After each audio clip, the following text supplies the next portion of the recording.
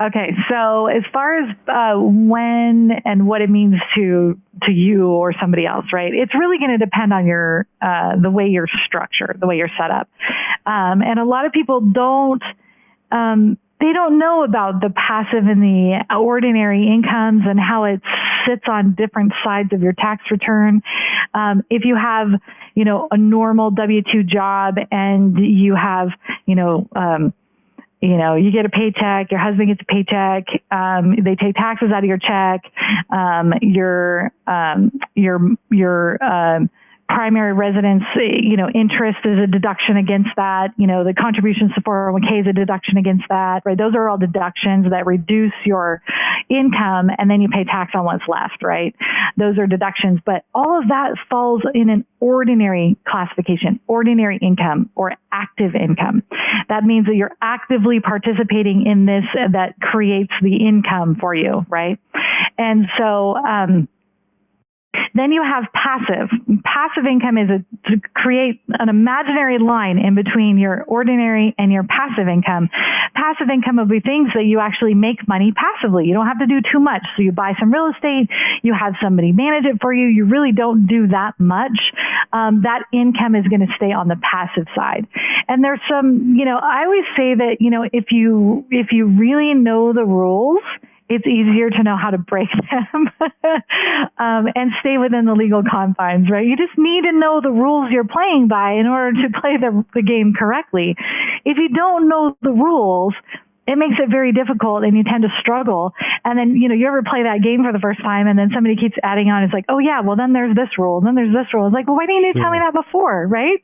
That's real estate. When you first start getting into real estate, you don't know, you're like, oh, there's this and there's this. And you're like, so you're learning the rules as you go.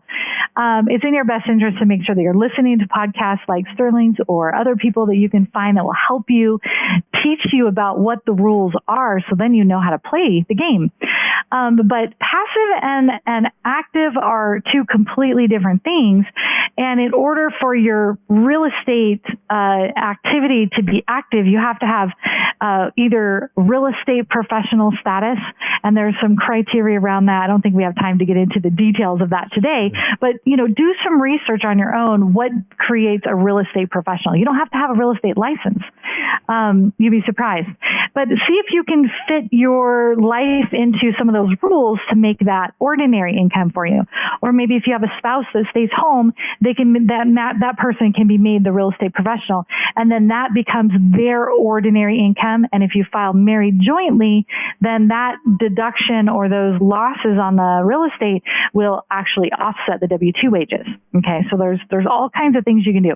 There's universities, there's programs out there that will teach you kind of how to become a real estate professional or what you need to do. So the reason I preface that answer with that information is because it's important to know whether you are an active investor or whether you're a passive investor. And if you are an active investor and you can take the deductions from cost segregation or bonus depreciation against your W-2 wages or your spouse's W-2 wages, then it's obviously much more lucrative for you, right? The alternative is that this is a passive activity for you, and it houses in your passive activity bucket. Now let's talk about that for a minute, because it sounds like you're in that situation, and some of your listeners are in that situation where this activity in real estate is potentially passive. If you have passive activity, you might approach your CPA and they might say, hey, don't do a cost seg study because you already have passive losses that you can't really use. So they just sit there and they just keep getting bigger and bigger and bigger. So don't do a cost seg. I hear that all the time. But my rebuttal to that is that I'm a real estate investor. Okay. If I have a bucket, and I mean a bucket of passive losses that I can't use right now, then I'm going to learn the rules, and I'm going to find a stream of income from somewhere to put into my passive bucket so that I can offset those losses and all that income becomes tax-free. The other thing that I use it for is, let's say I consider bonus depreciation to be a gift. It's a gift from the IRS. It is a gift from your congressman. It is a gift from the president, the past president.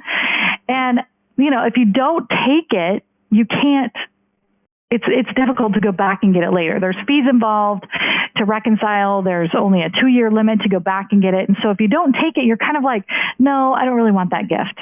Well, I don't know about you, but I was always taught that if you don't take a gift that's been given to you, then you're an Indian giver. So I take the gift, and then I sit this in my passive bucket, and I ask myself, okay, now I have whatever, $500,000 worth of passive losses that I'm not using. But let's say I go out and buy a property and I renovate it or I flip it and I sell it and I make, $100,000, $200,000 on this house. Now that becomes a passive activity because I was hiring contractors to do all the work. And then I turn around and I put that $100,000 against my $500,000 losses. And I just put $100,000 in my pocket without having to pay a dime of taxes on it. So alternatively, there's one other piece to that is, let's say I have an offer on a property that I can't refuse. And, I was like, wow, and I'm just going to make, I'm going to double my money on this property. And if I group all of my activities together in the passive activity bucket, then I can sell that property depending on when it's right for my tax situation.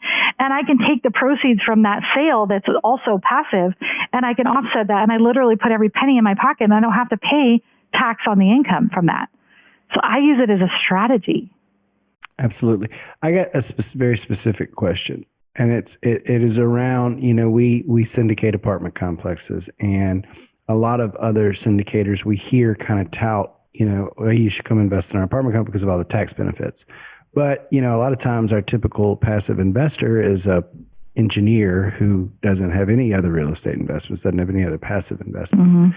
Is it accurate to say that if their only investment activity outside of their W-2 job is investing into our project, that there's really no tax advantages for them?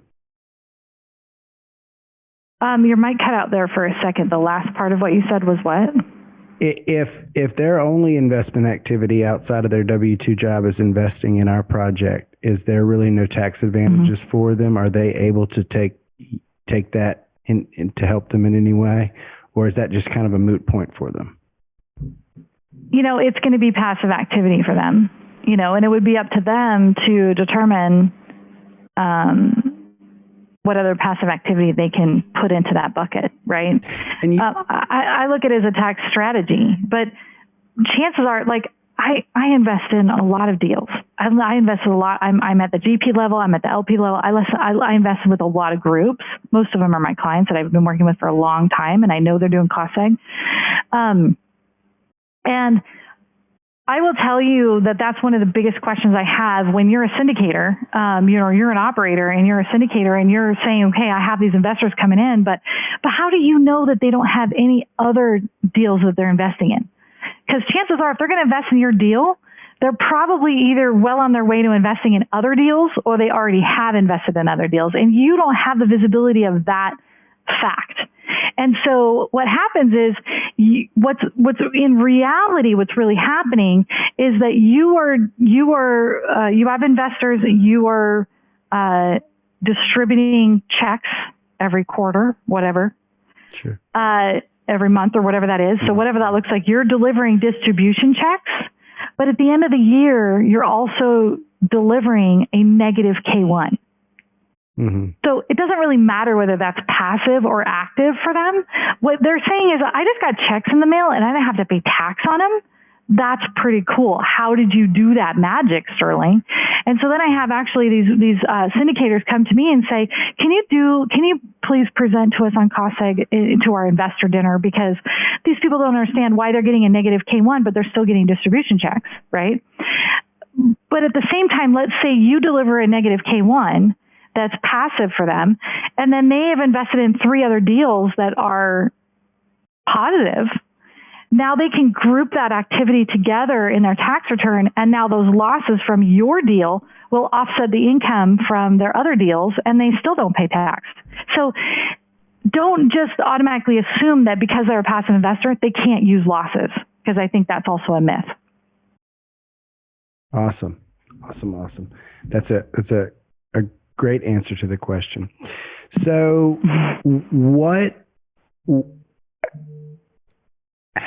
when does it make sense to do a cost seg on the smaller properties we discussed earlier? And what is the cost associated with that? So I think in the past, it was cost prohibitive to actually do the study. And then we also didn't have the bonus depreciation. What has changed outside around that topic? So the benefits have gone through the roof because of bonus depreciation. So obviously that's going to make the return on investment a lot more sweet. The other thing is that we've become very efficient in what we do, and so our costs have been driven down. So we, I can't give you a price for a project. I mean, it could range anywhere from $2,500 to $15,000. Most, single family homes are on the lower end, $2,500 to $3,500 maybe for a house.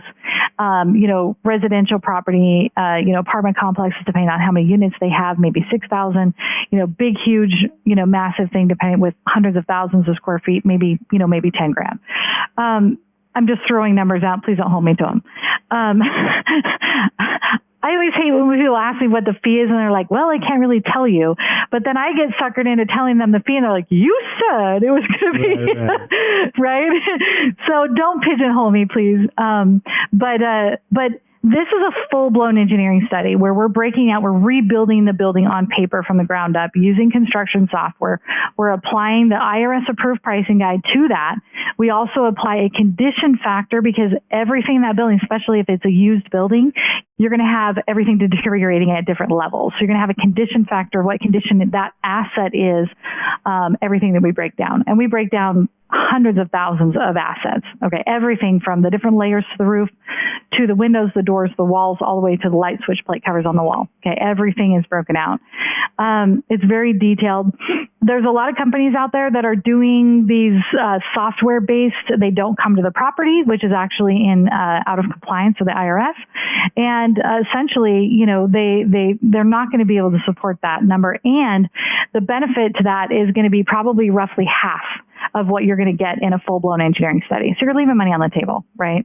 But so there's all these things that are going on out there, people trying to be competitive in that market and whatnot. But as far as doing a cost seg study, I would say,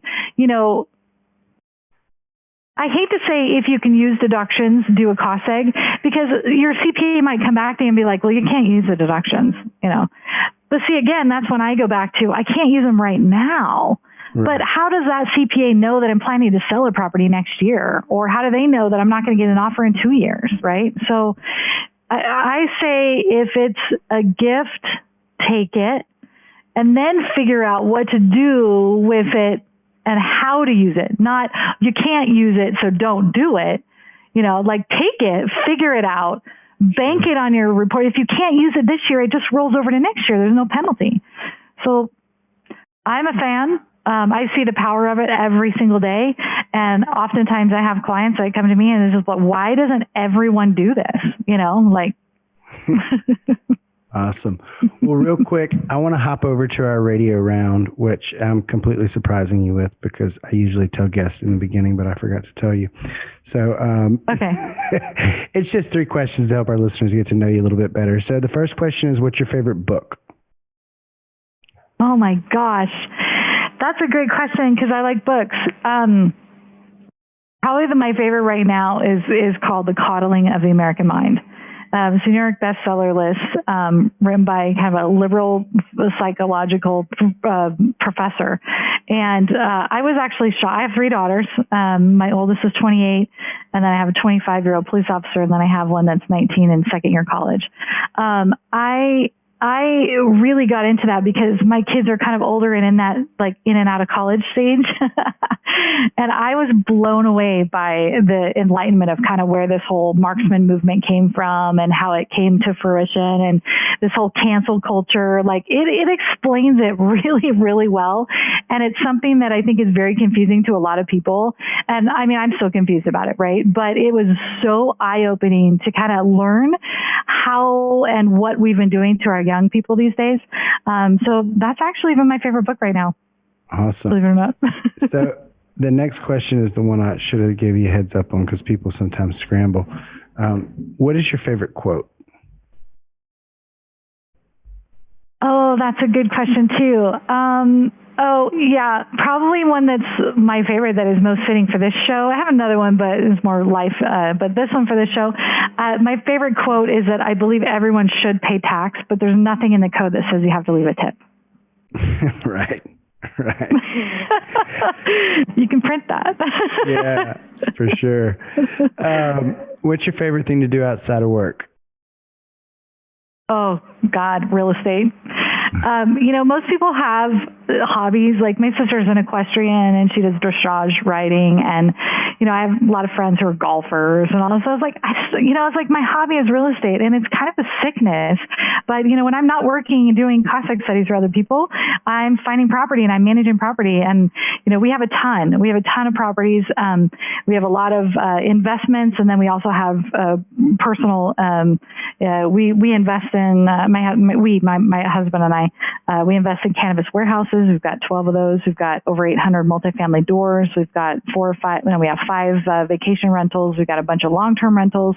And we actually, believe it or not, we manage all of it ourselves on top of our full-time job. So that is something that we kind of learned because I'm cheap and I don't think that anyone will do it as good as I do it. Hopefully you don't have too many property managers out there that I'm offending right now. But unfortunately, I've had some bad experiences with property managers and I'm just going to goddamn do it myself. Yeah. Sorry for swearing. But. Yeah, I hear you. No, I have ragged property managers on the show enough times. They either don't listen or they're used to it. So. Yeah, I'm sure. There's a lot of bad ones out there. I'm sure there's a few good ones, but there's a lot of bad ones out there. So. Well, awesome. Well, thank you so much for joining our show. I learned a ton today. I was really excited to have you on. Where can our listeners find out more about you or get in touch with you or hire you or... Yeah, thank you. And we do like a complimentary benefit analysis where we'll say, here's what we think we're going to be able to get for you in a cosmic study, and here's how much it would cost. Our company website is the same as my email. It's engineered with the ED on the end, tax services with the S on the end. .com. I do have a bio on there under the team, so you can email me directly from there. It's always best. Just let me know that you came from the Sterling show because I think that's always helpful that I can let Sterling know that we actually had some people calling in regards to that and who were listening. Also my email address is just Lochridge, and it's on the screen if you can't see it, but if it's LOCHRIDGE at engineeredtaxservices.com. So Lochridge at engineeredtaxservices.com. It's on our website if you want to come find me. Also, you can find me on LinkedIn. You can probably do a search for Kim Lochridge and I'll probably come up. I've done a lot of podcasts. We do a lot of webinars, presentations, and board positions. So it'll probably come up if you just Google. But thank you for the opportunity. It's been fun. Awesome. Thank you so much, Kim. I really enjoyed it. And I look forward to keeping up with you. And I'm sure I will bug you with questions more often than you'd like. No, you are fine. Anytime you have questions, and anyone can reach out by email. I have a whole team to help me behind me. So, anything you've got, we'll be responsive and we'll help out. But thanks again for having me on the show. It's been fun. Really appreciate the opportunity. And let me know if you guys have any questions, okay? Awesome. Thanks. Thanks for tuning in to the Rent Roll Radio Show brought to you by Crestworth Capital. We hope you enjoyed the show, and if you did, please hit the subscribe button and leave us a rating and review.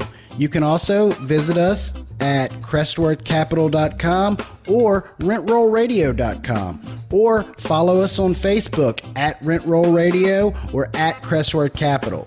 If you would like to reach us, feel free to shoot us an email at info@rentrollradio.com or sterling@crestworthcapital.com. We hope you come back next week to join us on some more of our journey. Until then, happy investing.